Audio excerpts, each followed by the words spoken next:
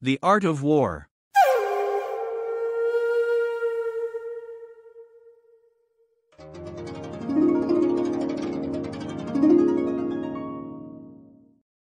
Three. Attack by stratagem.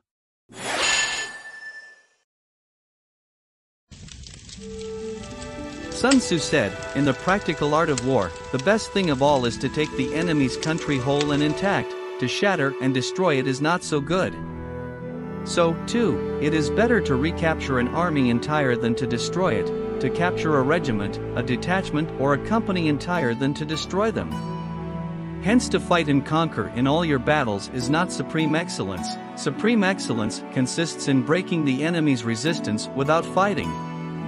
Thus, the highest form of generalship is to balk the enemy's plans. The next best is to prevent the junction of the enemy's forces. The next in order is to attack the enemy's army in the field, and the worst policy of all is to besiege walled cities.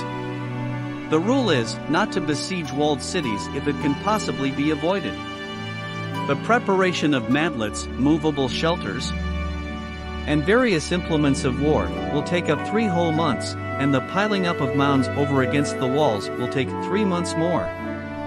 The general, unable to control his irritation, will launch his men to the assault like swarming ants, with the result that 1/3 of his men are slain, while the town still remains untaken. Such are the disastrous effects of a siege. Therefore, the skillful leader subdues the enemy's troops without any fighting. He captures their cities without laying siege to them. He overthrows their kingdom without lengthy operations in the field. With his forces intact, he will dispute the mastery of the empire, and thus, without losing a man, his triumph will be complete. This is the method of attacking by stratagem. It is the rule in war: if our forces are 10 to the enemy's 1, to surround him; if 5 to 1, to attack him; if twice as numerous, to divide our army into 2. If equally matched, we can offer battle. If slightly inferior in numbers, we can avoid the enemy. If quite unequal in every way, we can flee from him. Hence, though an obstinate fight may be made by a small force, in the end it must be captured by the larger force. Now the general is the bulwark of the state. If the bulwark is complete at all points, the state will be strong. If the bulwark is defective, the state will be weak. There are 3 ways in which a ruler can bring misfortune upon his army. 1. By commanding the army to advance or to retreat, being ignorant of the fact that it cannot obey. This is called hobbling the army. 2. By attempting to govern an army in the same way as he administers a kingdom, being ignorant of the conditions which obtain in an army. This causes restlessness in the soldiers' minds. 3. By employing the officers of his army without discrimination, through ignorance of the military principle of adaptation to circumstances. This shakes the confidence of the soldiers. But when the army is restless and distrustful, trouble is sure to come from the other feudal princes. This is simply bringing anarchy into the army, and flinging victory away.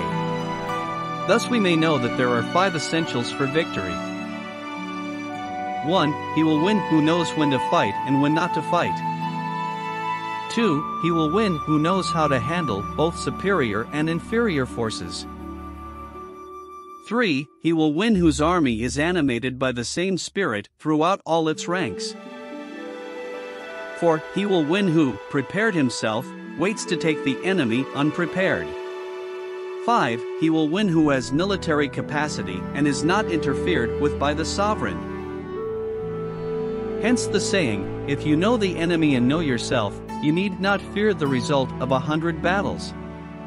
If you know yourself but not the enemy, for every victory gained you will also suffer a defeat.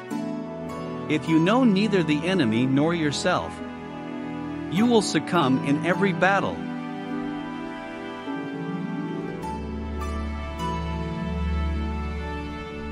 Thank you for watching the video.